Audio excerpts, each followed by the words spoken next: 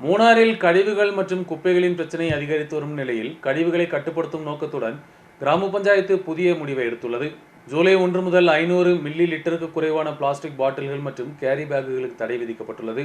பல்வேறு அரசியல் கட்சிகள் மற்றும் வியாபார சங்க பிரதிநிதிகள் ஒன்றிணைந்து இந்த தீர்மானத்தை எடுத்துள்ளதாக பஞ்சாயத்து அதிகாரிகள் தெரிவித்துள்ளனர்.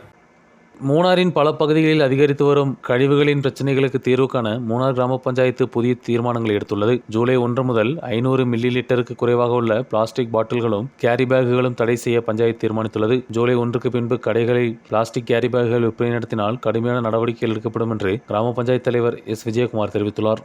ലൈസൻസ് പുതുക്കുന്നതിന് വേണ്ടി സാങ്കേതിക പ്രശ്നങ്ങൾ പ്രതിനിധികൾ ഒരുപാട് ഉന്നയിച്ചു.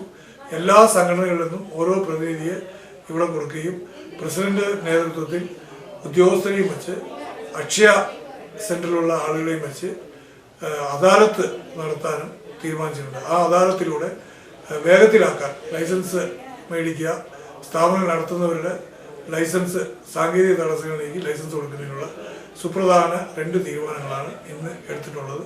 ഇത് പൊതുജനങ്ങൾ കൃത്യമായിട്ട്, പ്രത്യേകിച്ച് കച്ചവടക്കാർ ജൂലൈ 1 മുതൽ പൂർണ്ണമായിട്ട് ഈ പ്ലാസ്റ്റിക് നിരോധനത്തിന് സഹകരിക്കണം, അല്ലെങ്കിൽ നിയമ നടപടിക്ക് വിധേയരാകേണ്ടി വരും.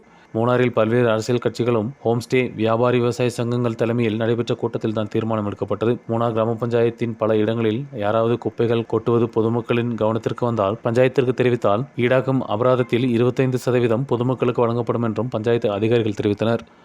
News bureau, Munnar.